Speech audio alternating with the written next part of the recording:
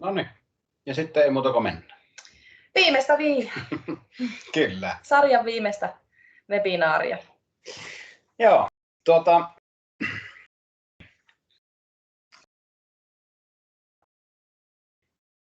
mietin tähän nasevaa otsikkoa ja tämmöinen sieltä nyt löytyi tällä kertaa otsikkogeneraattorista laillista dopingia. Ja me tullaan vähän myöhemmin noihin unen vaikutuksiin, mutta tavallaan tämä teema on sille, tai alaotsikko on sille ehkä ihan perusteltu, että voi ehkä sen verran jo nyt tässä heti kärkeen avata näitä vaikutuksia, että unellahan on niin kuin oikeasti ihan dopingin kaltaisia vaikutuksia, että voidaan ihan perustellusti sanoa, että se on laillista dopingia, että käytännössä syvä uni esimerkiksi kasvuhormonia erittää ja ylipäätään laadukkaalla unella on hyvin paljon semmoisia niin kuin kehoa huoltavaa, rakentavaa, kudoksia korjaavaa vaikutusta.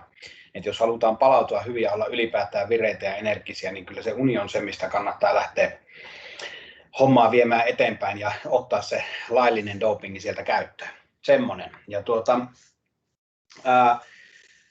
jälleen kerran mennään tutun kaavan mukaan ihan silläkin ajatuksella, että jos on linjoilla henkilöitä nyt tai sitten myöhemmin kuuntelevat vaikka näitä nauhoitettuja tai sieltä YouTuben kautta tallenteita, jotka ei ole aikaisemmin vaikka näitä webinaareista ollut kuuntelemassa, niin mun nimi on Mikko Törmälehto ja täällä HDL-tiimissä toimin Hymy-projektissa ollut nyt asiantuntijana ja uni on mielenkiintoinen teema.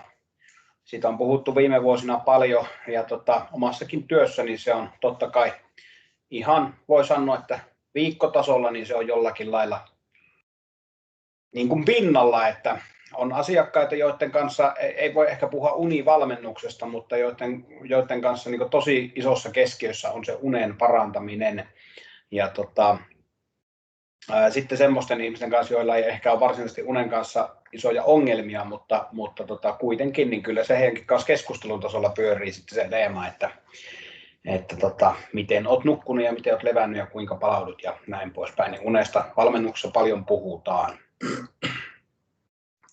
Mitäs Roosalla tänään mielessä? Tänään mielessä hyvin nukuttu yö takana, niin nyt jaksaa puhua sitten näistä asioista. Tosiaan Roosa Nevalainen fysioterapeuttina täällä ODL liikuntaklinikalla ja Hymy-hankkeessa kanssa mukana. Ja tosiaan Mikon kanssa ollaan veetty hankkeen aikana uni- ja palautumisryhmää. Ja kyllä on nyt kun asioista on itsekin paljon opiskellut nukkumisesta ja unen merkityksestä, niin on ymmärtänyt ottaa senkin asian myöskin tuolla fysioterapian vastaanotolla käyttöön, että varsinkin jos kärsii ihan kunnolla esimerkiksi rasitusvammoista tai ylipäätään liikuntavammoista, niin juurikin näiden kudosten paranemisprosessien kautta niin pitää aina muistaa kysyä myöskin sitten, että miten on nukuttu ja minkälaista se uni on. Sillä on hirveän iso merkitys kuitenkin sitten siinä parantumisessa.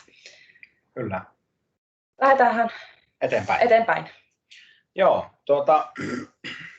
meillä on semmoinen rakenne tässä, että käydään tämän dian jälkeen läpi unen vaiheita ja sitten yleisesti unen vaikutuksia niin hyvän unen kuin riittämättömänkin unen, eli tavallaan hyviä sekä huonoja vaikutuksia ja sitten ajatuksia ylipäätään siitä, että mitkä asiat heikentävät tutkitusti unta, mitkä parantavat unta, eli ajatuksena myös se, että sai sitten ihan konkreettista vinkkiä sitten myös ehkä sen unen parantamiseen. Että tämmöinen summaus ikään kuin kokonaiskuva fysiologisista vaikutuksista aina sitten univinkkeihin. Ja lähdetään kuitenkin liikkeelle siitä, että mitä ihan määritelmällisesti uni on.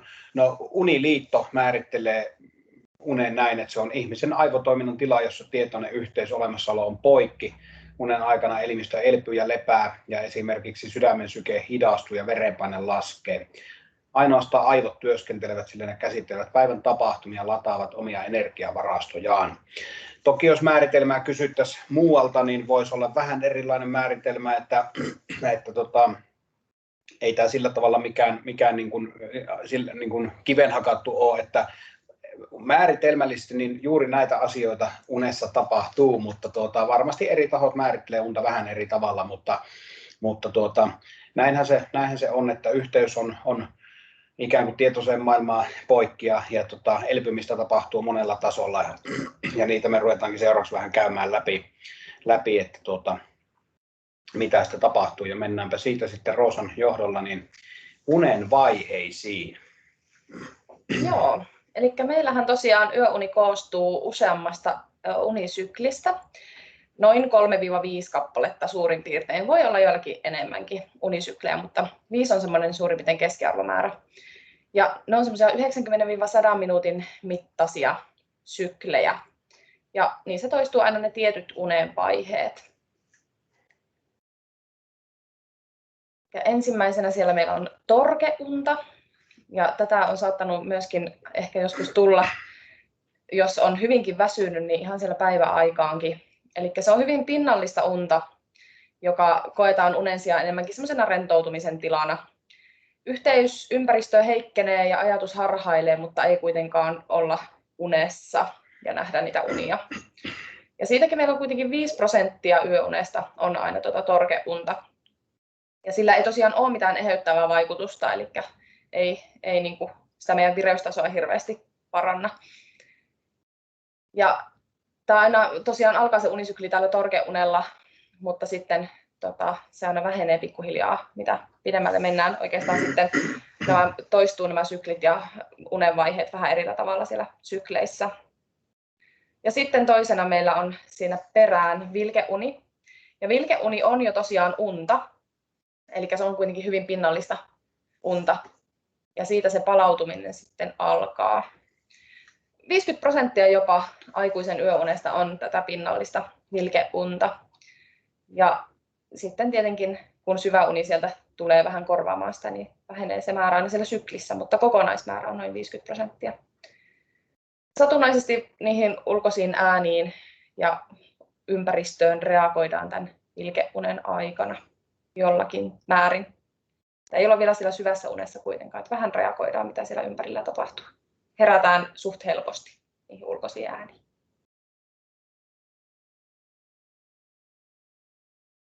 Sitten se meidän ehkä merkittävin osa on sitä syvää unta ja REM-unta yöunesta. Ja tosiaan ihan ensimmäisenä kun nukahdetaan illalla, niin torkeunen jälkeen aika nopeasti vaivutaan sinne syvään uneen. Ja syvä uni on semmoinen täydellinen rentoutumisen tila. Ja siinä syke on hyvin matala ja hengitys syvää ja ehkä semmoista rauhallista ja hidasta. Ja aivot lepää syväunen aikana kunnolla ja siellä tosiaan välittyy sitä kasvohormonia, niin kuin Mikko tuossa aikaisemmin sanoikin, ja tietojen oppiminen tehostuu. Toki se oppiminen on käyty jo päiväaikana aistien kautta, mutta vielä prosessoidaan enemmän sitä meidän oppimista syväunen aikana. Kudokset uusiutuu, syväuni vahvistaa myöskin sitä meidän immuunipuolustusta ja fluiden ja lihasten vaurioiden korjaamista ja sitten sitä kasvua kehittää. Eli tämän takia juurikin olen sitten itsekin alkanut ottaa vähän tätä unen merkitystä siellä fysioterapiassakin huomioon. Ensimmäisessä unisyklissä sitä syvää unta on noin 25-45 minuuttia, siitä 90 minuutin syklistä. Ja seuraavissa unisykleissä sitten syvän unen osuus pienenee pikkuhiljaa, eli kun siirrytään sinne aamuyölle, niin alkaa sitten tietenkin se syvä unen määrä vähentyä, että me valmistaudutaan siihen heräämiseen. Ja ensimmäisen 4-5 tunnin aikana nukutaan sitä syvää unta eniten. Ja viimeisissä vaiheissa sitä ei tosiaan hirveästi enää ole. Ja syvä uni on unenvaiheista kaikista palauttavin ja virkistävin. Se parantaa muistia ja oppimista ja kognitiivista toimintaa. Ja syvän unen aikana verenpaine laskee ja sydämen syke ja hengitysrytmi on tosiaan sellaiset tasaiset ja rento lihaksisto. Ja se on semmoista unta, mistä ei kovin helposti edes herää. Possu on varmaan syvässä. No, se on varmaan aika syvässä unessa. Voisin kuvitella, ainakin sen näköinen näyttäisi olevan. Hyvin makeasti nukkuu. Ja tosiaan 25% aikuisen yöunesta on sitä syvää unta. REM-uni on myöskin yksi syvän unen tämmöinen taso. Eli nämä molemmat kyllä jaotellaan niin kuin vähän syvän unen vaiheisiin. Eli REM-uni on sitten se vaihe, missä me nähdään niitä unia. Ja vaikka me nähdään niitä unia, niin me ollaan tosiaan hyvinkin syvässä unessa ja nukutaan kunnolla.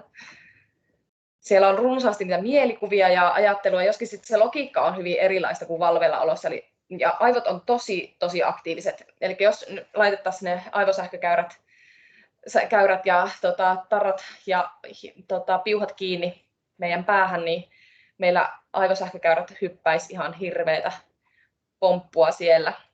Eli tuossa syväunen aikana sitten ehkä aivot on semmoisessa enemmän lepotilassa ja se näyttää vähän tasaisemmalta se käyrä, mutta sitten REM-unen aikana niin alkaa semmoinen mieletön pomppiminen siellä aivosähkökäyrässä. Ja tässä unenvaiheessa nimenomaan käsitellään ja tallennetaan niitä erityisiä opittuja taitoja. Saattaa olla hyvinkin emotionaalisesti voimakkaita unia ja sen vuoksi tämä unenvaihe onkin psyykkisen tasapainon säilymisen kannalta hyvin merkittävä.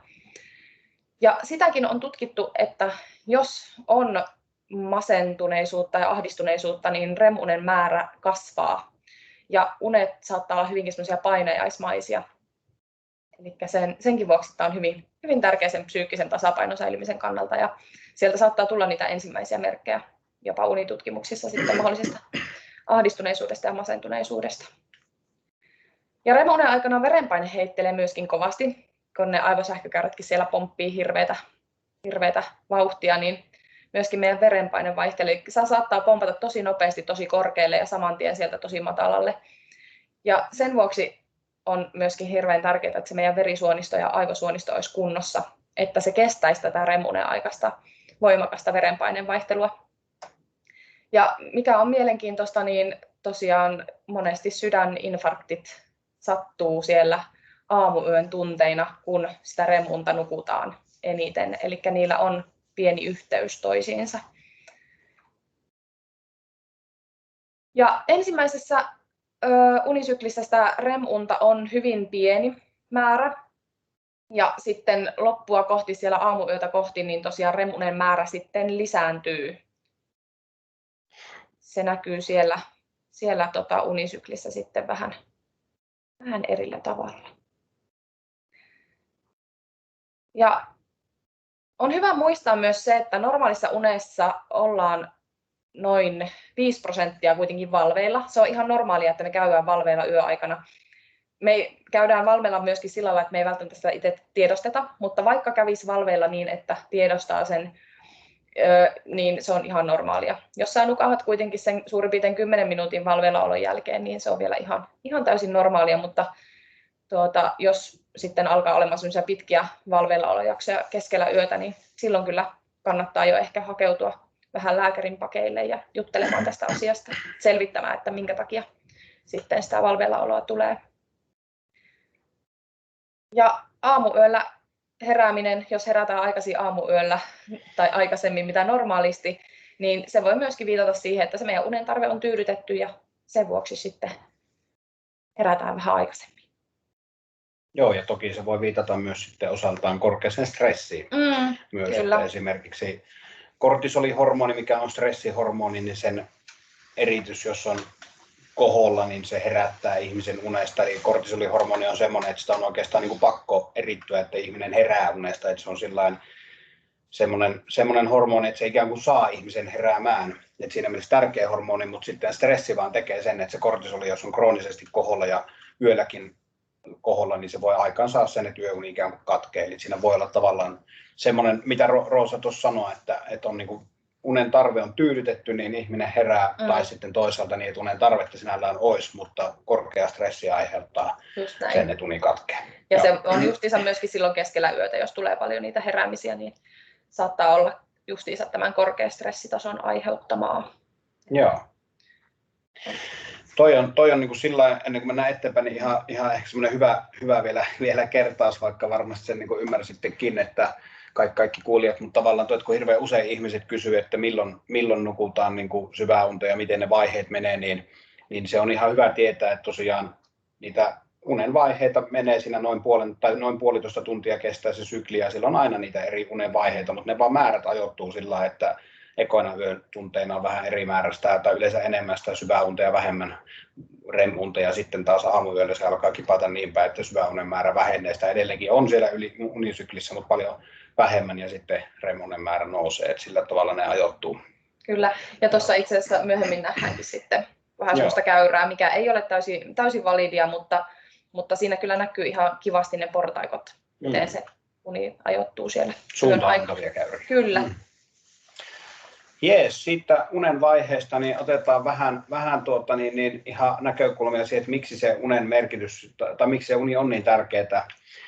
Varmasti yleisestikin tiedetään paljon ja jokainen varmasti kuulijakin tietää, mutta virkistellään muistia ja ehkäpä täältä saattaa vaikka jotain uuttakin nousta. Eli yksinkertainen näkemys on se, että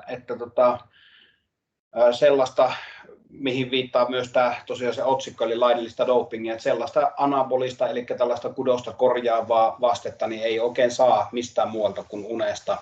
Ja sitä kautta niin palautumiselle se on yksinkertaisesti ihan super tärkeää. Oho, nyt taisi jo hypätä Tämä oli oikein dia. Eli se mikä on hyvä tuossa niin kuitenkin ymmärtää on se, että aivot ei sinällään nuku, vaikka me nukutaan. Eli esimerkiksi sen syväunen aikana, mitä tuossa Roosa sanoikin, niin sillä voi hyvin vähäistä se aktiivisuus, mutta sinällään kuitenkin aivoissa tapahtuu ja varsinkin sitten sen REM-unen aikana niin ihan törkeän paljon tapahtuu asioita. Eli uni on ikään kuin tämmöinen aivojen välttämätön huoltotauko, mutta se ei nimenomaan huoltotauko. Eli ei tarkoita sitä, että aivot nukkuisi, vaan päinvastoin meidän on tosi tärkeää nukkua juuri sen takia hyvin, koska se on se uni se hetki, jolloin aivot huoltaa itseään. Päiväaikaan ne ei oikein voi sitä tehdä. Ja ihan jo sen takia, että me pystytään antamaan se niille tarvittava huoltotauko, niin meidän on nukuttava riittävästi. Ja tässä itse asiassa kuvassa tulee jo pikkusen vastauksia, että minkä verran meidän pitäisi nukkua. Eli kyllä se näyttää tällä hetkellä tutkimuksessa siltä, että 7-9 tuntia pitää sitä unta tulla, niin silloin me saadaan tosi paljon hyviä vaikutuksia. Ja punaisella alkaa sitten tulla siellä esimerkiksi cardiovascular health, eli tämmöinen sydän-verenkiertoelimistön ikään kuin terveys niin lähtee merkittävästi huonompaan suuntaan, jos nukutaan 5-6 tai niin kuin alle sitä 7 tuntia. Ja sitten ihan tämä niin sanottu general health, eli tämmöinen yleinen terveys, niin se on niin kuin tosi merkittäviä asioita, joita kohta vähän tarkemmin käydään läpi, niin kaikin puolin meidän terveydessä alkaa tapahtua heikentävään suuntaan asioita, jos me nukutaan liian vähän. Voi olla myös niin, että joskus liikanukkuminenkaan ei ole hyväksi. Että kyllä se aika lailla näyttää niin kuin asettuvan tuohon 7-9 tuntiin. No siellä on yleisesti, jos ajatellaan, niin esimerkiksi syöpäriskit useisiin erilaisiin syöpiin. Tuossa onkin esimerkiksi rintasyöpä yhtenä esimerkkinä, niin se on myös sellainen, mikä on todettu, että liian vähäinen yöuni niin lisää merkittävästi riskiä niihin asioihin. Mutta otetaan lyhyesti kiinni tästä aivojen välttämättömästä huoltotauosta. Eli tämä on tosiaan niin kuin tosi tärkeä juttu, että aivoilla on vähän tuommoinen putsarin, siivoojan tai talonmiehen tai tällainen niin kuin rooli erityisesti siellä syvän unen aikana. Eli unen yksi tärkeimmistä tehtävistä on sen päivän aikana syntyneen kuonan, eli voisiko sanoa niin kuin lainausmerkeissä tämmöisen roskajätteen tavallaan puhdistaminen. Eli voisi ajatella niin, että kun me kuitenkin aivoja joudutaan paljon käyttämään päivässä aikana ihan vaan kognitiivisiin toimintoihin, keskittymiseen, muistamisen, tietojen kaivamiseen, ihan normaalia työtä tehdessä, niin se rasittaa aivoja ja se semmoinen tietynlainen tai tietynlainen tämmöinen niin kuin kognitiivisen kapasiteetin käyttäminen niin synnyttää kuonaa sinne aivoihin. Ja tämä on itse asiassa nyt ihan tämmöisen niin kuin viime vuosien unitutkimusten uusin löydös, että syvällä unella on nimenomaan merkitys tähän, että se kuona sieltä puhdistuu ja aivot sillä tavalla huoltaa itseään. Ja se on niin kuin yksi tärkeimmistä syistä sille, että miksi se uni on niin älyttömän tärkeä tekijä. Kyllä. Ja sitten siellä on oikeastikin tapahtuu ihan konkreettisia asioita, eli siellä hermosolujen välisiä yhteyksiä muun muassa luodaan lisää unen aikana ja samaten sitten vähän ikään kuin poistetaan käytöstä niitä yhteyksiä, mitä ei tarvita, mitä ei ole käytetty pitkään aikaa. Ja sitten esimerkiksi sieltä putsataan semmoisia, on tutkittu tosiaan, että esimerkiksi Alzheimerin tautia aiheuttavaa erilaista semmoista valkuaisainetta, niin sieltä puhistetaan yöaikana pois. Joo. Siihen perustuu se yhteys niin kuin tähän vähäiseen unen määrään ja sitten Alzheimerin taudin. Joo, kyllä. että jos haluatte heikentää riskiä Alzheimerin tautiin, niin kannattaa nukkua paljon. Sillä saa toki sitten vielä hirveän kasa muitakin hyötyjä kuin vaan se, että pienennetään riskiä tuollaisiin tosi niin kuin merkittäviä isoihin ihan sairauksiin. Mutta sitten sen lisäksi niin unen hyötyihin yleisesti voidaan laskea juurikin tämä, että muisti tehostuu ja oppiminen paranee. Tämä oppimisen parantuminen liittyy juurikin esimerkiksi tällaisten yhteyksien ikään kuin vahvistamiseen ja sitten tavallaan sellaisten yhteysten niin kuin poistamiseen, joita ei tarvita. Tunteiden säätely. Me otetaan tuossa kohta vähän niin kuin nostoja näistä, osasta näistä teemoista, niin mä en sen takia nyt näihin vielä jää niin isosti kiinni. Mutta suorituskyky, mikä on tietysti niin kuin urheilijoille tärkeää, mutta sitten kyllähän me määrätynlaista suorituskykyä tarvitaan ihan ei-urheilevatkin ihmiset, että kyllä se semmoinen niin kuin tavoitteiden eteen ponnistelu ja tavallaan tämmöinen ihan normitöissä vaativa tietynlainen ainakin kognitiivinen suorituskyky, niin se merkittävästi heikentyy huonon nukkumisen seurauksena.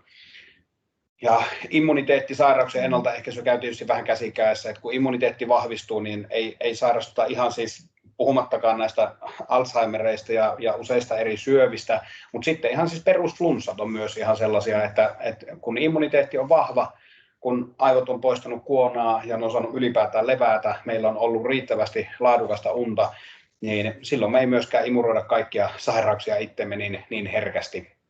No painonhallinta, mistä otetaan myös kohta vähän kiinni, niin se on yksi selkeä tekijä, mikä niin kuin voi sanoa, että hankaloituu huonon unen seurauksena ja toisaalta painon hallitseminen on niin kuin huomattavasti helpompaa, kun nukkuu paljon.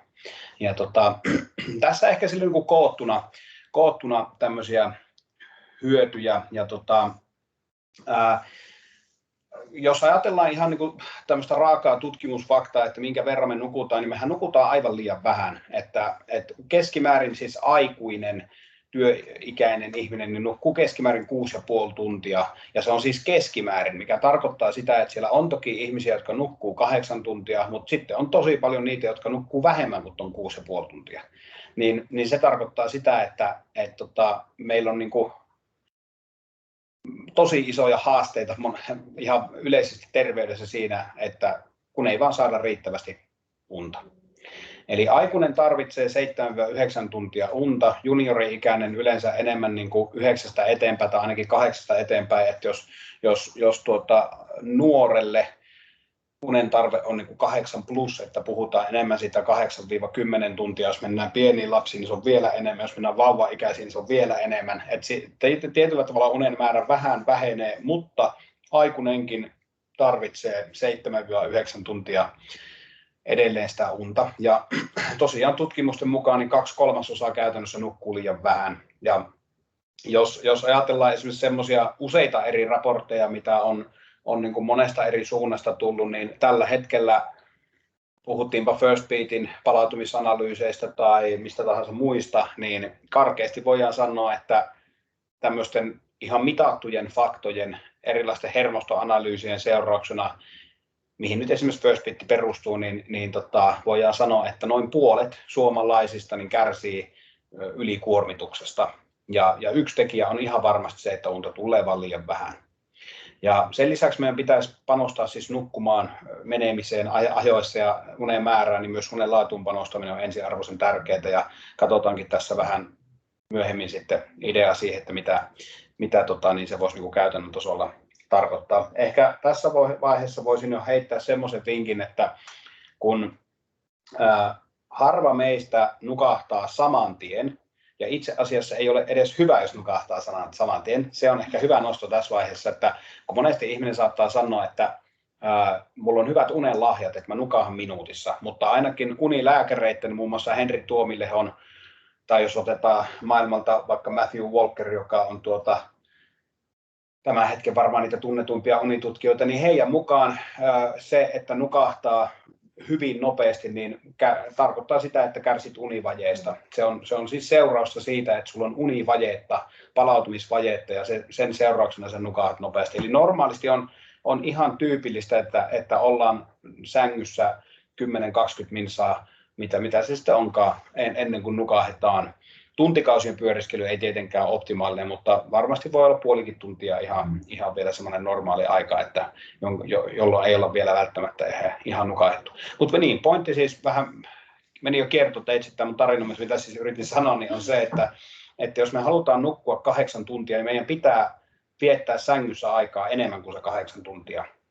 Että suurin osa ei nukaha heti, plus sitten otetaan huomioon se, mistä Roosa tuossa aikaisemmin sanoi, sillä yöaikana on pieniä heräilyjaksoja, että me ei olla täyttä 8 tuntia unessa ja näin poispäin, niin se on jo ensimmäinen semmoinen tipsi, että niin kuin yksinkertaisesti vaan pää aikaisemmin tyynny ja levolle niin sanotusti, niin sillä voidaan vaikuttaa siihen, että me vähän nukuttaisiin, palauduttaisiin paremmin. No sitten seuraavaksi vähän riittämättömän unen vaikutuksia. Kyllä. Sieltä lähdetään poimimaan. Tai riittämättömän tai heikkolaatuisen. Niin, kyllä. Jommankumman. Jommankumman tai molempien. Eli sieltä ensimmäisenä kognitiiviset toiminnot heikentyy. Eli meidän keskittyminen ja tarkkaavaisuus heikentyy. Muisti on ehkä vähän hataralla pohjalla ja oppiminen ei kanskaan mene ihan niin hyvin perille, että varmasti jokainen on sen hoksannut, että kun on tosi väsynyt, niin päivän aikana sä oot vähän semmoisessa niin kuin sumussa.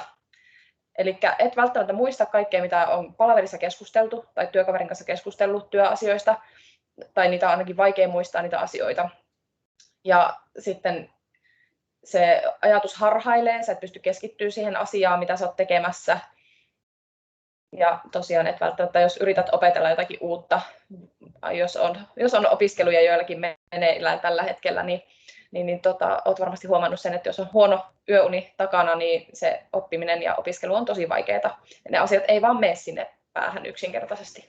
Ainakin itsellä on niinku semmoinen kokemus, että silloin jos on nukkunut jostain syystä niinku riittämättömästi tai jotenkin huonosti, niin siis se on vähän semmoista taistelua se päivä. Niin siinä missä niinku hyvän yöunen jälkeen on vähän semmoinen olo, että jos maapallossa olisi kahva, niin se voisi tuosta tempasta suorille käsille ja ruveta dominoimaan, mutta niin sitten tavallaan kun on väsynyt, niin kaikki on semmoista niin kuin hitaampaa ja joutuu käyttämään ekstra paljon jotenkin energiaa niin kuin ihan perusasioilla. Ja just se, että niin kuin yrität vaan suorittaa sen päivän läpi, että sä vaan niin kuin selviät siitä jotenkin siitä päivästä ja ehkä ne suurin piirtein pakolliset hommat yrität hoitaa, mutta niitäkään välttämättä saa hoidettua.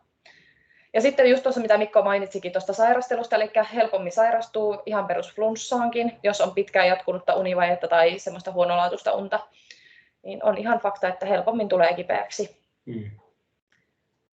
Ja juurikin tämä, että riski sairastua niihin sydän- ja verisuonitauteihin ja sitten eri syöpiin kasvaa. Ja mitä tuossa vähän mainitsinkin jo, eli se päiväaikainen vireys laskee. Eli ollaankin ehkä justiinsa tuommoisessa tilassa, niin kuin kuva näyttää, eli vähän niin kuin unissa kävellään se päivä läpi. Ja se työteho laskee, sä et saa suoritettua tehokkaasti niitä työtehtäviä, mitä sulla on sille päivälle ehkä mietittynä. Siis saat ehkä just suoritettua pakollisesti ne asiat, mutta et tosiaan ainakaan niin kuin saa annettua sitä 100% itsestäsi. Vähän niin kuin vajalla menee. Ja tosiaan niitä semmoisia pakollisiakin, mitä haluaisit tehdä, esimerkiksi just käydä vaikka urheilemassa, niin ei voi suorittaa, koska on niin väsynyt, että ei pysty sitäkään tekemään sitä omaa pientä liikuntahetkeä tai muuta vastaavaa.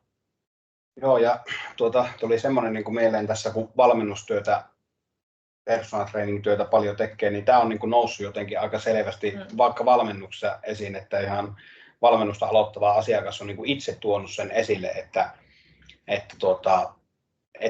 on väsynyt ja siinä on tietysti voinut olla monta tekijää, ehkä niin kuin yleisesti fyysinen kuntokin liian heikko, mutta sitä on voinut myös ikään kuin vahvistaa vielä se, että jatkuvasti nukkuu liian vähän, mutta tavallaan siis se, että monet ihmiset on niin kuin sanonut, että ärsyttää se, että kun ei jää energiaa semmoisiin tavallaan kivoihin juttuihin, on se sitten ystävien näkeminen tai just vaikka jonkun harrastuksen harrastaminen, niin tavallaan, että kun työpäivä on ohi, ja siihen työhön joutuu käyttämään paljon energiaa, se ikään kuin päiväaikainen vireys on jo joka tapauksessa matalemmalla, niin työ sitten tavallaan viekin niin kuin kaiken kapasiteetin ja sitten on vaan semmoinen olo, että haluaa vaan palautua seuraavan päivään. Ja Toivottavasti mä en kuulosta liian syyllistävältä, mutta tavallaan se, että voi herättää niin sen ajatuksen, että mitä se elämä se sellainen on, että toki jos on aidosti sitä mieltä, että se on niin kuin unelmaelämää, että kun työ on ohi, niin sitten vaan maataan sohvalla, mutta tavallaan se, että monestihan siinä käy tavallaan se, että siinä tulee se semmoinen tietynlainen niin kuin ahdistus, että tästä jo ihan pari viikkoa, kun juttelin yhden asiakkaan kanssa, siitä hän niin kuin itse tavallaan sanoi sitä, että ärsyttää niin paljon se, että kun on tällä hetkellä vireys niin huono, että ei vaan tahon niin kuin jaksa tehdä muuta kuin vaan palautua siihen seuraavaan päivään. Kyllä. Ja se kyllä haittaa jo niin kuin elämisen mielekkyyttä. Ja sitten sekin, että niin kuin, jos et saa viikolla nukuttua hyvin yöunia, niin sitten yritetään nukkua niitä yöunia pankkiin silloin viikonlopun aikana, ja siinäkin menee jo niin kuin, saattaa mennä hyvää niin sanottua aikaa hukkaan, että sä oikeasti vaan koetat sen viikonlopun aikana palautua siitä kaikesta univajeesta, mitä sulla on viikon aikana kertynyt, ja nukut älyttömän pitkiä yöunia, vaikka 12 tunnin yöunia sitten viikonloppuna.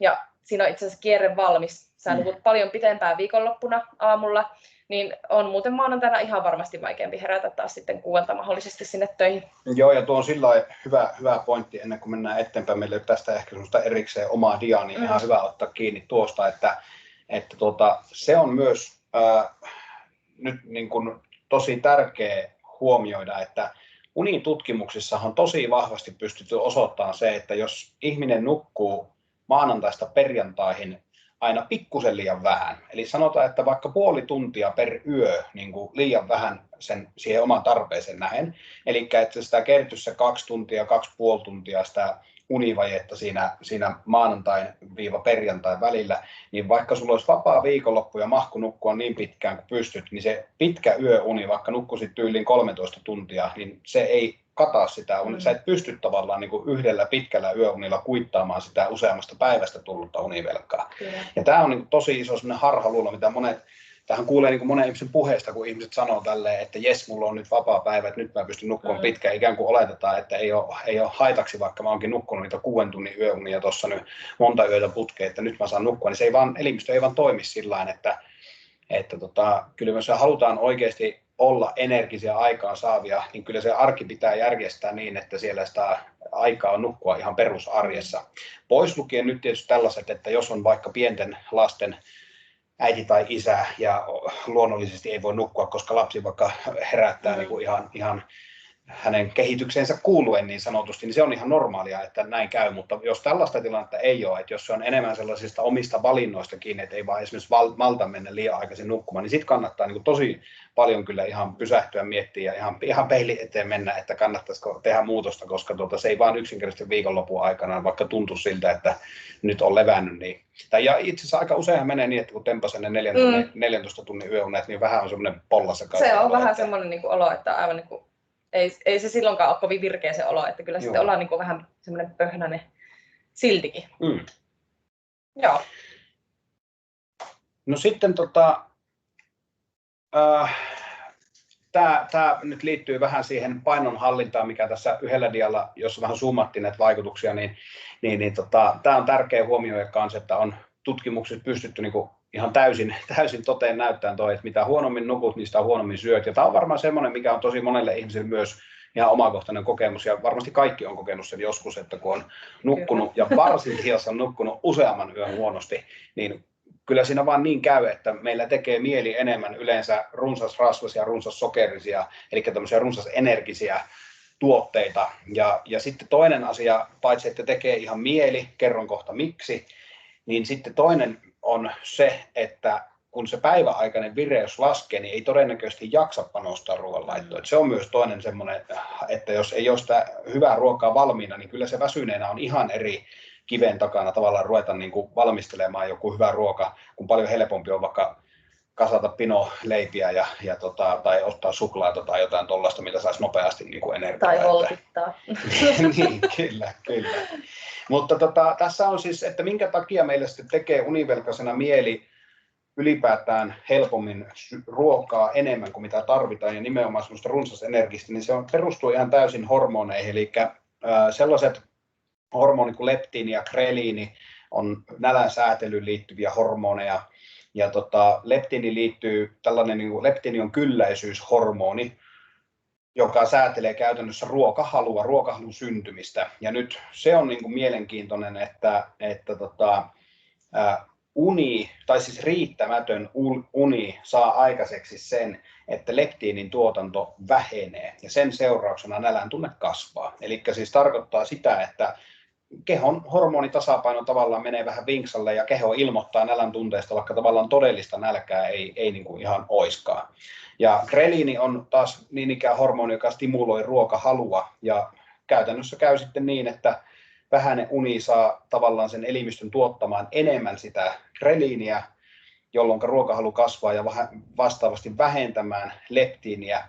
Ja tämä saa aikaiseksi sen, että ihminen syö yli oman tarpeensa. Eli esimerkiksi tämä Matthew Walker, mistä vähän aikaisemmin mainitsin, tällainen unitutkija, jonka teosta tässäkin webinaarissa on lähteenä käytetty, niin hän sanoi sitä, että on tehty tutkimuksia, että kun ihmiset, olikohan se niin, että niiden annettiin nukkua 6 tuntia, ja sitten heidät niin sanotusti pakko herätettiin, että varmistettiin, että unta ei tule kuin sen 6 tuntia, niin käytännössä he söi semmoisen 250-300 kilokaloria yli oma tarpeensa päivässä, 1 päivän aikana. Ja ihan täysin nälkähormoneista johtuva juttu. No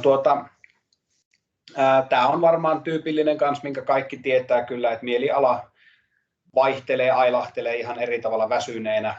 Ja ehkä mä itse ajattelisin näin, että tietysti se on itsessään niin kuin voi olla tympeitä, mutta ehkä ne seuraukset on vielä tympeämpiä. Eli tavallaan se, että kun ollaan jatkuvasti vähän väsyneenä ja tahdonvoimakin on lujilla ja mieliala helpommin ailahtelee, niin sitten aina herää se kysymys, mikä vaikutus sillä on ihmissuhteisiin tai työpaikalla.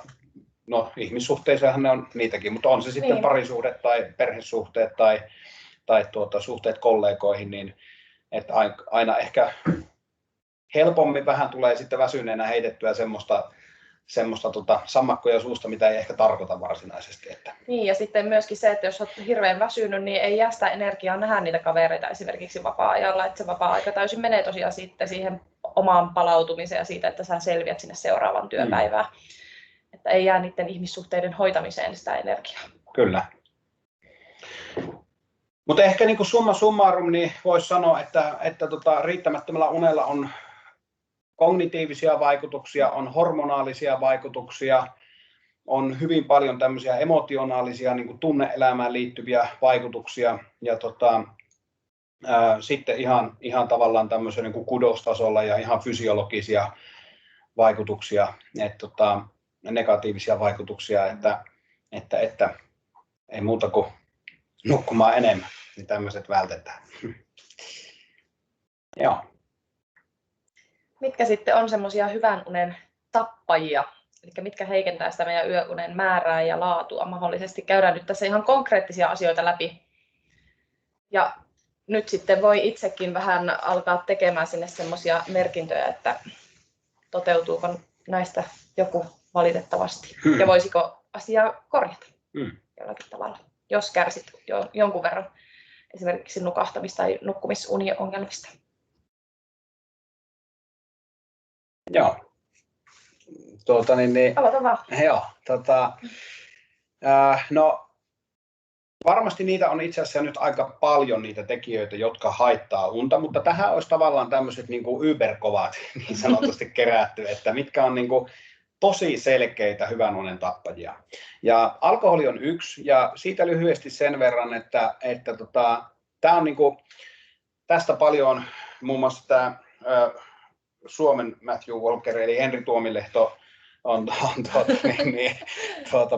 paljon ottanut niin kuin kantaa, että tämä on mielenkiintoista, että kun monesti ihmisillä on se ajatus, että alkoholi tavallaan niin kuin pieni annos, on se sitten vaikka puoli lasia punaviiniä tai siideriä, mitä ikinä olutta, niin että se olisi niin kuin hyvä tämmöinen yömyssy. Että se on jotenkin semmoinen, oikein tiedä mistä se, ehkä se voi tulla siitä, että olo voi olla vähän rentoutunut, kun ottaa pienen annoksen, ja se voi antaa sen olon, että nyt on jotenkin niin kuin helpompi käydä unille. Mutta se haastehan on siis siinä, että alkoholi on stimulantti, joka keskushermostoa virittää. Eli tarkoittaa sitä, että kun alkoholi pienikin määrä läpäisee veriaivoesteen, niin se pääsee aivoihin ja se nostaa aivojen vireystilaa, eli sympaattisen hermoston vireystila nousee. Ja sen seurauksena voi käydä niin, käy niin, että sä voit kyllä nukahtaa, mutta syvä uni jää kokonaan pois. Eli se on siis jopa niin kuin ihan siis näinkin radikaali, että se pienikin annos illalla nautittuna alkoholia, niin se katkaisee syvän unen kokonaan pois. Voi olla, että siellä ei ole siis sekuntiakaan syvää unta.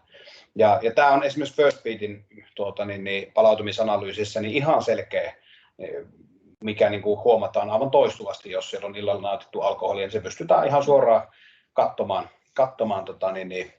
mittaustuloksista, että näin siinä vaan käy. Eli toisin sanoen ilta-aikaan ei kannata kyllä juoda alkoholia niin kuin ainakaan kovin säännöllisesti. Tietysti kyllä joskus voi poiketa normista, ei sitä, mutta niin kuin, ehkä mitä nyt haluan vaan korostaa, niin on se, että alkoholi on nimenomaan umpisurkea yömyssy, ei missään nimessä unta parantava, vaan täysin syvän unen pois katkaiseva. Ja tämä on vähän semmoinen niin kuin hankala, että jossakin tietenkin kun tietää, että on tämmöisiä kongressipäiviä, missä mahdollisesti opiskellaankin uutta asiaa ja sitten siellä on sitten vielä ne illalliset. No nyt tietenkin korona-aika on ehkä vähän näitä vähentänyt, mutta sitten siellä illallisella nautitaan sitä alkoholia.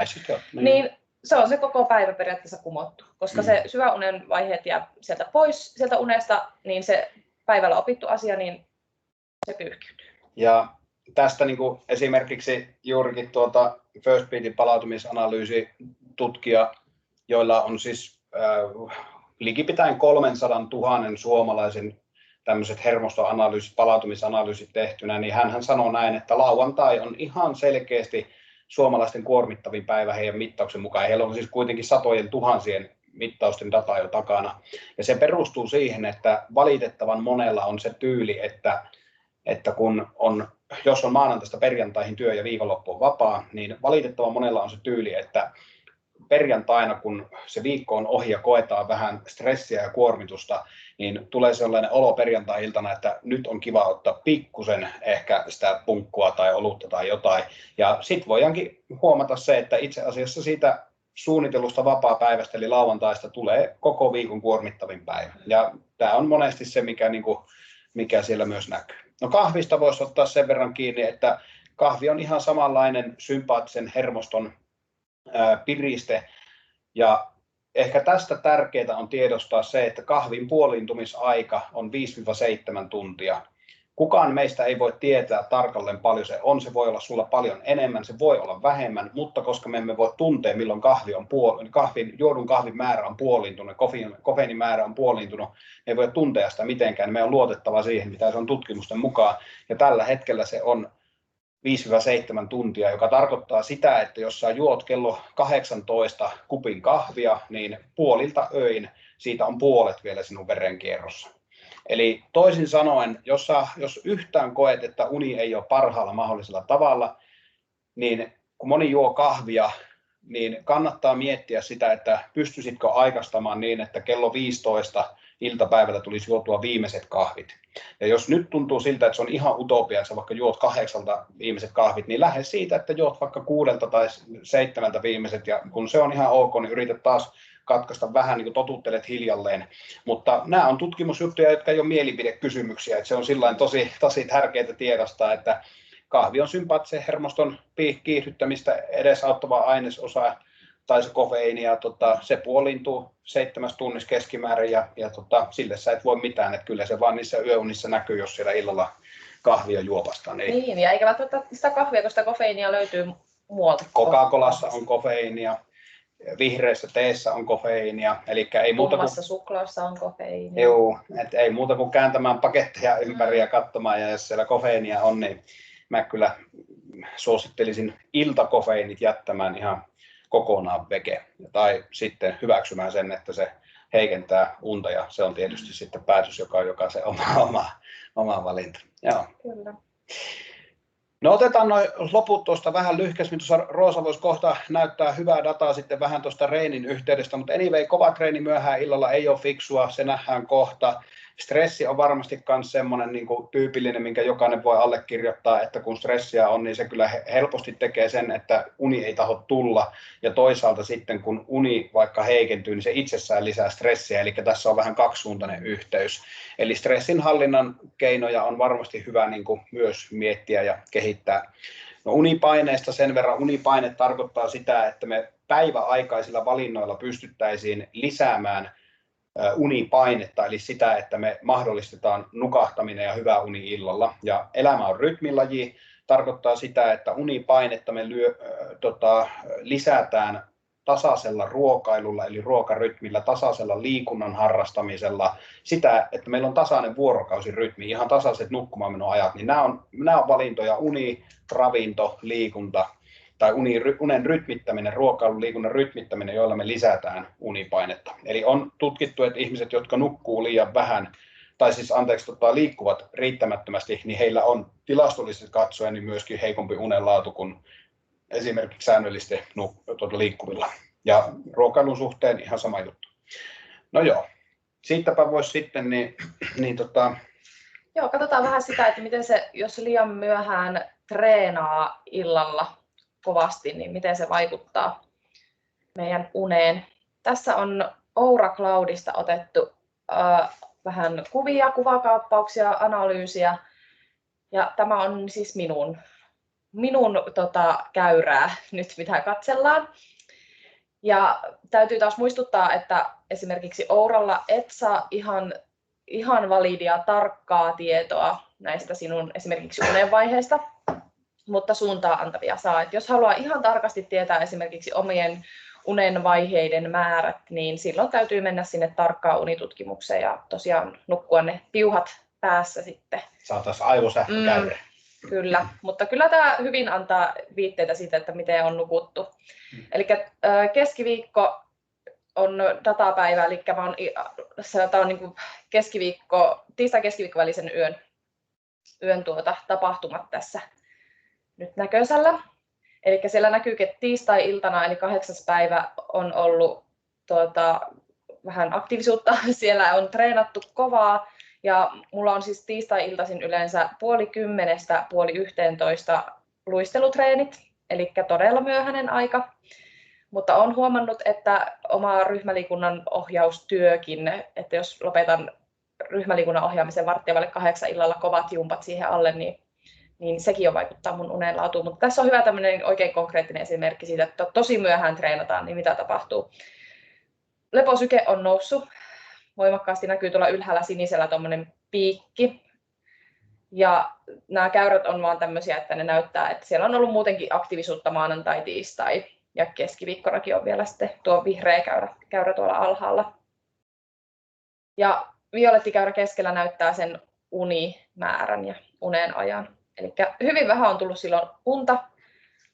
Olen mennyt nukkumaan varmaan about siinä 10:30 maissa.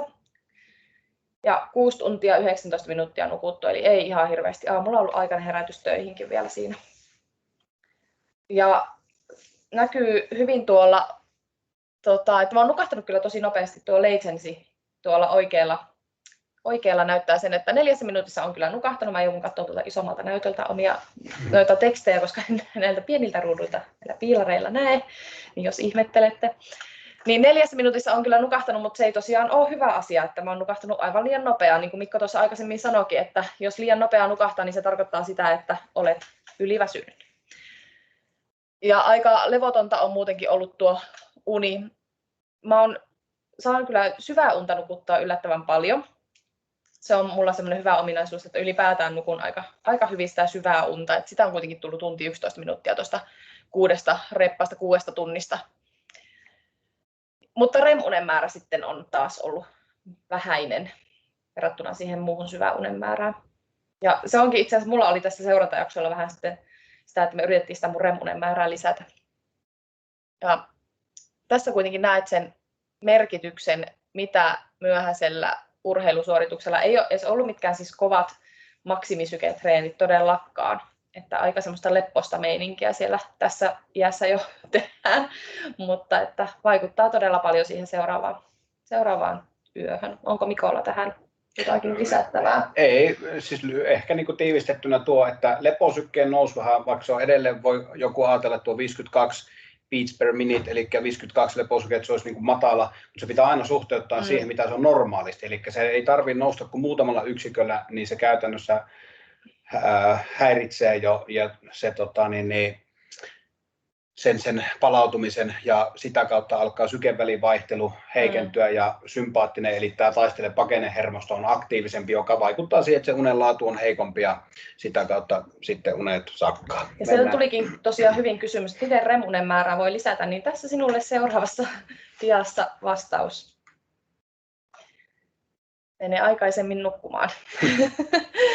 Siinä on ihan hyvä vastaus siihen. Eli tässä on sitten mun yöuni, missä olen mennyt selkeästi aikaisemmin nukkumaan mitä normaalisti. Mulla saattaa venähtää helpostikin sen nukkumaan meno sinne puoleen yöhön. Nyt mä oon kyllä oikeasti tsempannut tosi paljon siinä, että tuo 10 aikaan menen nykyään yleensä sänkyyn.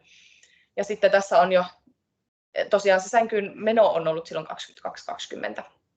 Eli selkeästi aikaisemmin mitä normaalisti. Ja tässä ei välttämättä tarvitse olla kuin ihan puoli tuntiakin aikaisemmin, kun meet nukkumaan, niin se saattaa jo vaikuttaa siihen sun syvän unen ja REM-unen määrään. Mutta tässä näkyy hyvin palkeilla se, että no ensinnäkin se, että mä oon nukkunut 8 tuntia 44 minuuttia, eli aika paljon, mutta jätin tässä valintana oli se, että olisinko mennyt sinne tiistai-iltana sinne treeneihin. Tämä itse asiassa on samantyyppiseltä yöltä, että tiistai-keskiviikko välinen yö, mutta jätin menemättä treeneihin, koska väsytti niin paljon. Ja ajattelin, että menen nyt nukkumaan oikeasti, kun väsyttää, niin menen ajoissa nukkumaan. Ja siinä rauhoituin ennen kuin menin sinne sänkyyn, vähän lueskelin kirjaa ja otin rennosti ja sitten onkin nukahtanut 10 minuutissa. Eli nyt on ollut jo parempi se nukahtamisaikakin, että siinä on vähän tosiaan ensin oltu siellä sängyssä ja sitten vasta nukahdettu. Mutta palkeilla näkyy hyvin ne unisyklit. Eli sielläkin on kuitenkin muutamia pätkiä, milloin mä oon ollut hereillä yhteensä 39 minuuttia. Eli se on kuitenkin suht paljon. Mutta tuohon kokonaisunen määrään niin ei mitenkään hirveän paljon. Siellä on aluksi oltu tietenkin kevyessä unessa ja siitä on sitten vaivattu sinne syvään uneen. Ja tuossa alemmalla näetkin tuon syvän unen määrän, että tumman violetti palkki, sitä on eniten silloin yön alussa ja sitten se vähenee sinne aamuyöhön mennessä. Ja aamuyöhön mennessä sitten tuo REM-unen määrä lisääntyy. Ja siellä välissä on sitä kevyttä unta. Tämä on tavallaan niin kuin semmoinen optimi-esimerkki siitä, että kuinka meidän tulisikin nukkua. Eli nukkua suhteellisen paljon, että uniaika on hyvä. Ja sitten se, että vasemmalta oikealle, kun katsotaan noita palkkeja, niin juuri tuossa rytmissä, että se kaikki unen vaiheet vähän niin kuin ripotellaan sinne, tai ne tulee ripotelluksi sinne unen ajalle, mutta niin, että syvä unta on eniten alussa, REM-unta eniten siellä lopussa ikään kuin aamuyöllä. Ja näin se tulisi olla. Sen verran, se oli hyvä kysymys, mikä tuli tuossa, että miten sitä REM-unta voi lisätä, niin tavallaan on hyvä ajatella niin, että no, olen nähnyt semmoisia katsauksia ja artikkeleita, joissa sanotaan, että se kova reeni illalla on nimenomaan REM-unelle haitallinen, kofeiini on REM-unelle haitallinen, samoin niin kuin se alkoholi, ja ne ovatkin, mutta totta kai ne vaikuttaa myös muuhun kuin REM-unen. Eli sen takia on tosi tärkeää, että mä puhun nyt Henri Tuomilehon suulla. Tämä on ihan sitä, mitä unilääkäri Henri Tuomilehto on sanonut, niin hän sanoi muun muassa näin, että kun joissakin lehdissä saattaa olla tämmöisiä raflaavia otsikoita, että näin lisäät syvää unta tai näin lisäät REM-unen määrää, niin todellisuudessa me ei pystytä millään yksittäisellä kikkakolmosella lisäämään jotain tiettyä unen vaihetta, vaan ylipäätään se, että me parannetaan unenlaatua, niin se vaikuttaa kaikkiin unen vaiheisiin. Ja sillä tavalla voi niin kuin ajatella, että tekemällä jotain paremmin, niin se vaikuttaa ihan kokonaisuudessaan uneen, että ei ole semmoista yksittäistä kikkaa, että tee näin, niin nyt saat nimenomaan kohdennettua sitä syvän unen tai REM-unen, niin semmoista ei oikein ole. Niin, ja sitten kun ne kuitenkin se REM-uni ja syvä uni kulkee, niin ne on kuitenkin samantyyppisiä, vaikka ne on hyvin erilaisia niin kuin aivosähkökäyriltään, mutta ne on kuitenkin samantyyppisiä ja tosi tärkeitä asioita meidän unessa, niin sen takia ne kulkee siellä kuitenkin vähän käsikädessä, että et voi niin kuin vaan, että nyt mä lisään REM-unen määrää, mutta syvän unen määrä voisi pysyä nyt samana, niin se ei ole niin kuin mahdollista. Ja ei pystytä sillä lailla tekemään, mutta just tuo, että semmoinen säännöllinen unirytmi ja kuitenkin niin kuin suht aikaisin sitten mennään nukkumaan. Niin. Ja siitä oikeastaan tullaankin nyt sitten viimeiseen teemaan, eli kun me ollaan käyty se unen määritelmä, unen vaiheet ja sitten vähän unen hyötyjä ja nyt sitten vähän sitä, että mitkä asiat heikentää unta ja mitkä tavallaan niin kuin, mitkä asiat tappaa tavallaan sitä niin kuin laadukasta unta, niin päätetään nyt sitten siihen, että mitkä on tämmöiset niin kuin unen driverit. Eli että sen verran vielä, kun tuolta tuli kysymys siitä liikunnasta, niin palataan siihen sitten lopussa. Joo. Eli tosiaan hyvän unen driverit, eli miten sitten taataan hyvä uni. Nyt on varmasti vastauksia jo tullutkin siihen aika paljon. Totta kai ne on käänteisiä, mitä äsken käytiin. Käytännössä, kun me nyt tiedetään se, että 2/3 ihmisistä tutkitusti nukkuu liian vähän, niin yksi asia on se, että niin kuin mä haluan ehkä tässä niin kuin heti sanoa, että jos katsotaan nyt vaikka pintaraapasulla nopeasti toi lista, niin ei siellä ole mitään, että ota tällainen pilleri ja syö magnesiumia enemmän tai jotain muuta, tai että teet tämmöinen kikka, niin nämä on niin kuin perusjuttuja, ja jos näistä ei ole apua, niin sitten pitää mennä oikeasti niin kuin unitutkimuksiin, mutta kun hirveän moni asia on semmoinen, että me voidaan itse vaikuttaa ihan vaan rupeamalla muokkaamaan elämää erilaiseksi. Ja tähän liittyen nyt se, että kun me tutkitusti tiedetään, että liian moni nukkuu niitä 6,5–6 tunnin yöunia, huomioikaa edelleen se, että jos sulla on semmoinen olo, että en mä noin vähän nuku, niin jos sä meet nukkuun kello 23 ja heräät kello 06, niin sä et nuku 7 tuntia, koska sulla on valveilla oloa, koska sulla menee hetken aikaa ennen kuin nukahdat. Eli nyt me puhutaan siitä uniajasta, ei siitä milloin menet nukkumaan ja milloin heräät. Se on 2 eri asiaa. Eli muistakaa se, että pitää viettää sängyssä enemmän aikaa kuin mitä haluaa nukkua. Eli toisin sanoen, jos me halutaan parantaa unenlaatua, taata hyvä uni, niin erittäin monen kohdalla se tarkoittaa sitä, että pitää mennä aikaisemmin nukkua. Noudata säännöllistä nukkumisaikaa liittyy siihen unipaineen luomiseen. Että elämä on rytmilaji ja me pystytään sitä unipainetta, eli sitä niin kuin tavallaan, että vireystila laskee luontaisesti iltaa kohti niin, että meillä on hyvä käydä nukkumaan ja me nukahdettaisiin mukavasti ja saataisiin niin kuin hyvä unenlaatu aikaiseksi, niin se tarkoittaa sitä, että se vuorokausirytmi olisi suhteellisen tasainen, että siellä ei isoja poikkeamia niin kuin olisi. Ehdottomasti harrasta liikuntaa, mutta ei liian myöhään iltaisin. Eli tämä liikunnan harrastaminen liittyy myös siihen unipaineen luomiseen. Kun me kulutetaan energiaa, me käytetään lihaksia, rasitetaan sopivasti hermostoa ja koko kehoa, niin silloin me pystytään myöskin nukkumaan paremmin. Tässä me voitaisiin oikeastaan nytkin jopa nostaa se kysymys, että mikä on sitten se, että mikä on se liian myöhään liikkuminen, niin se sun täytyy vähän itse selvittää. Että se vähän täytyy itse kuulostella sitä sun liikkumista ja nukkumista ja vähän niin kuin kokeilla sitä, että missä se menee se raja. Että mäkin olen itse sen tosiaan huomannut vaan sillä, että jos mulla on jumpat loppuu 7:15 illalla, niin se seuraava yö on tosi levoton. Mm-hmm. Ja seuraava, niin että joutuu oikeasti aamulla on vähän semmoinen olo, että en ole nukkunut nyt hyvin ja on levoton se yö. Joo, jossain määrin ehdottomasti se on aina yksilöllinen juttu. Ehkä jotain semmoisia raameja, jos ajattelisi, niin se, että kevyt liikunta, joka voisi tarkoittaa niin kuin kävelylenkkiä, niin sen varmasti voi tehdä aika myöhäänkin vielä. Mutta sitten jos me puhutaan jostain ryhmäliikuntatunnista, kuntosalireenistä, kovasta juoksu- tai hiihtolenkistä tai jostain tällaisesta, niin kuin, joka selkeästi niin kuin nostaa sykkeet, puhutaan niin kuin kuntoilusta, joka hikoiluttaa ja hengästyttää, niin kyllä mä kans lähtisin siitä, että Mä en kyllä niin kuin 8 illalla enää sellaista reeniä aloita niin kuin omalla niin kuin mä itse pyrin reenaamaan aamupäivällä. Mä tiedän, että se ei ole kaikille mahdollista ihan töiden niin kuin puitteissa, mutta sitten työpäivän jälkeen se on toinen vaihtoehto, mutta kyllä mä kans uskaltaisin sanoa näin, että monelle se 8 aloitettu treeni, varsinkin sitä myöhemmin vielä, niin se kyllä heittää sen seuraavan niin unen pois. Mä oon itse ollut katsomassa yhtä semmoista hermostoanalyysiä kanssa, tämmöistä, niin kuin jossa seurattiin sitä palautumista. Siinä oli salibändin pelaaja, joka oli vähän samalla niin kuin Roosa tuossa näytti esimerkki. Eli oli semmoinen tilanne, että reenit alkoi 21.00 ja päättyi 22.30, 1,5 tunnin reenit. niin parasympaatsen, eli tämän niin sanotun lepohermoston palautuminen alkoi 4 aamuyöllä. Eli vaikka hän oli nukahtanut jossain puolen yön jälkeen, niin hermosto rupesi palautumaan 4 aamuyöllä. Ja se tarkoittaa sitä, että kun se sympaattinen hermosto on koholla, niin se unenlaatu on silloin väkisellä huono vaikka sitä unessa olisikin.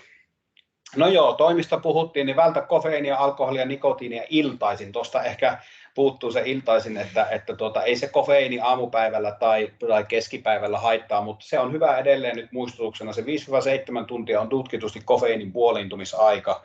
Ja mä esimerkiksi itse, mä en kahvia sinällään niin juo, mutta että jos on joskus tarve syystä tai toisesta ottaa jotain kofeiinia, sanotaan nyt vaikka energiajuoma, että jos niin kuin haluaa vaikka jonkun pienen reeniboostin tai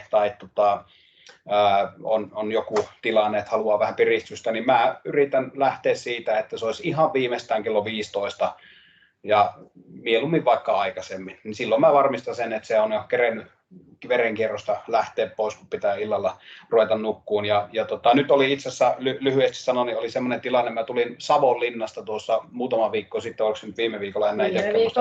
Viime viikolla. Ja 6 tunnin matka Ouluun. Lähin 4:15 iltapäivällä, 16:45 lähdin ajamaan ja huomasin siinä niin kuin 9 aikaan, kun on pimeä ja vielä on 200 kilometriä matkaa, niin mietin siinä, että vitsi kun alkaa niin kuin väsyttää ja se olisi ollut sellainen tilanne, että jos mä olisin huomannut, että mä vaikka rupean jo niin kuin pilkkimään, niin sitten olisi ollut pakko ottaa kofeiinia, että ei aja mettää eikä aiheuta vaaraa muille, mutta ei onneksi nyt ollut vielä ihan sillä tasolla, että olisin ruvennut kuitenkaan pilkkimään. En ottanut kofeiinia, koska sitten se olisi vaan tarkoittanut sitä, että se seuraava yö olisi romuttunut siitä näin se vaan menee, niin niitä kannattaa harkitusti kyllä käyttää. Joo, mäkään en juo kahvia, kun ainoastaan aamulla. Silloin tällöin sitten saatan lounaalla ottaa kupin, mutta muuten sen jälkeen ei enää. Kyllä. No päiväunet on ok, mutta pitkät päiväunet ei ole ok. Eli se perustuu siihen, että se on pois tavallaan niistä yöunista. Eli se tekee sen saman ajatuksen, että se yöunen laatu heikkenee. Eli jos pitää nukkua päiväunia, niin suosittelen, että raakasti kännykkä herättämään puolen tunnin päähän ja sitten väkisellä nousee ylös ja lähtee vaikka kävelylenkille. Mutta se, että jos nyt päiväunet on 1-2 tunnin mittaisia, niin suurimmalla osalla meistä, ei välttämättä 100% väestöstä, mutta suurimmalla osalla meistä se tarkoittaa sitä, että ne pitkät päiväunet on hankaloittanut jo on ottanut pois tavallaan niin kuin seuraavaa yöunta, joka on kuitenkin se kaikkein palauttavin unenvaihe. No sitten myös nämä niin kuin unihygieniset asiat on tärkeitä. Kyllä, eli se ennen nukkumaan on se rentoutuminen, eli tehdään semmoisia rentoja asioita, ei enää aleta puunaamaan kotia ja pyykkäämään ja tiskaamaan, vaan oikeasti semmoisia niin kuin valmistaudutaan siihen nukkumaan menoon ja valmistetaan keho ja mieli siihen. Ja sitten just että makuuhuone mielellään pimeä ja vähän jopa viileähkö, eli saa olla jopa, jos pystyy sitä lämpötilaa säätelemään sillä lailla, että makuuhuone olisi erikseen vähän viileämpi entä muu asunto, niin kannattaa kyllä sitä huomioida. Tai sitten just se, että tuulettaa vaikka vähän ennen nukkumaan menoa, niin siellä on silloin ainakin pikkasen viileämpi kun olet menossa nukkumaan. Ja teknisten laitteiden käytön vähentäminen ennen nukkumaan menoa perustuu siihen, että niistä teknisistä laitteista tulee kuitenkin sitä haitallista sinistä valoa, joka taas blokkaa sitä meidän melatoniinin tuotantoa. Ja niin kuin keho reagoi siihen niin, että luulee, että ei vielä mennäkään nukkumaan. Ja se on nyt hyvä, että laitteisiin on tullut se, että me voidaan säätää sitä valoa vähän keltaisemmaksi, mutta siltikin en suosittelisi, että siellä sängyssä enää katsottaisiin mitään pädiä tai telkkaria tai puhelinta. Joo, siinä on lyhyesti tuosta sen verran, että siinä on tuo melatoniini, joka on yksi. Eli melatoniini on myös semmoinen hormoni, että sitä on pakko erittyä, jotta ihminen nukahtaa. Kortisoli oli semmoinen hormoni, jota on pakko erittyä, että ihminen herää. Mutta nyt se tavallaan niin kuin valoärsyke, niin se myöhästyttää se melatoniinin tuotantoa. Kyllä. Ja sitten toinen on se näkökulma just, että ylipäätään on se aivoille aika virikkeellistä katsoa vaikka jotain vauhdikasta TV-sarjaa ja vaikka itse makaisi ihan paikallaan, niin aivot tekee valtavan määrän koko ajan työtä. Ja sitten sama juttu ihan se, että selaillaan uutisia tai somea tai jotain, niin mulla on esimerkiksi ollut jo useamman vuoden semmoinen, että mä nakkaan käytännössä kännykän, no se on mulla yleensäkin tietysti äänettömällä, mutta mä nakkaan sen niin kuin kokonaan toiseen huoneeseen ja jos on semmoinen olo, että ei herää, niin sitten kannattaa laittaa vaikka ihan perinteinen herätyskello, mutta tavallaan vaan niin kuin ideana se, että kyllä niitä asioita on muutettavissa, kun vaan siihen aktiivisesti lähtee. Että tämmöisiä juttuja mä niin lähtisin ekana tekemään ennen kuin yhtään rupeaa diagnosoimaan itselle jotain unisairauksia tai muuta, että ensin niin kuin ihan tämmöiset perusjutut kuntoon, ja jos edelleen tuntuu, että se yöuni on jotenkin laadutonta, niin sitten hakeutua niin kuin eteenpäin, mutta tosi vahvasti suosittelisin sitä, että opettelisi niin kuin lukeen kirjaa tai rentoutumaan tai olla tekemättä mitään, mutta jotain muuta kuin sitä pädin tai läppärin selailua, saatikka TVn selailua siellä niin kuin enää huoneessa tai siellä makuuhuoneessa. Niin, kyllä. Joo, just se, että tekniset laitteet myös mahdollisesti pois sieltä makuuhuoneesta, niin se on myös kyllä ihan hyvä keino. Ja sitten se, että en maata siellä sängyssä valveilla, että jos tulee se, että en saa unta, mitä teen, niin kannattaa lähteä pois siitä sängystä ja lukemaan vaikka sitä kirjaa sitten sinne toiseen huoneeseen. Sillä me opetetaan niitä aivoja adaptoitumaan, eli sopeutumaan siihen, että ne ymmärtää, että se sänky on se paikka, missä nukutaan pääsääntöisesti. Tietenkin muutamia poikkeuksia otetaan huomioon tässäkin, mutta että opetetaan ne aivot siihen, että joka kerta sitten, jos ollaan pitempään, siellä ei kannata pyöriä ja odottaa sitä unta siellä sängyssä, vaan sitten kannattaa rohkeasti nousta pois sieltä ja mennä sitten lukemaan kirjaa tai vähän tekemään hengitysharjoituksia mahdollisesti toiseen tilaan. Ja sitten kun alkaa nukuttaa, niin sitten siirtyy taas sinne sänkyyn. Ja ehkä tuosta kanssa sen verran, että tämä voi kuulostaa niin kuin monelle aika radikaalilta, että jos vaikka on jo nukahtanut, sitten herää ja ei vaan saakaan unesta kiinni, niin tavallaan miettiä, että niin kuin, no pitäisikö nyt oikeasti nousta ylös.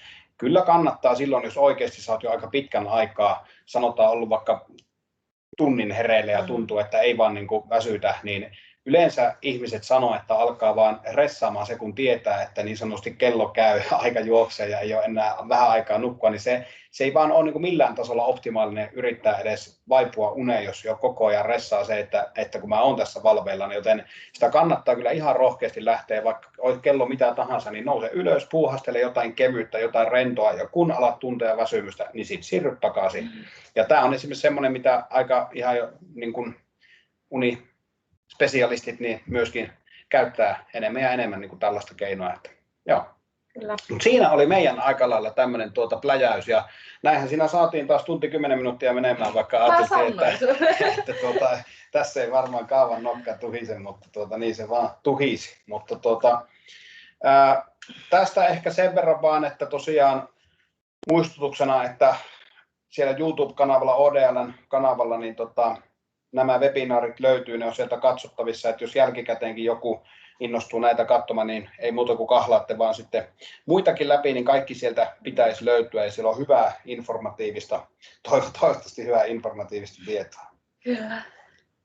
Olisiko kysyttäviä? Siinä on vielä lähteet näkyville. Tehdään niin, että jatketaan nyt läsnäolijoiden kanssa vielä niiden kysymysten parissa ja jos katsoit tämän tallenteena, niin kiitoksia kovasti. Kiitos. Katselusta.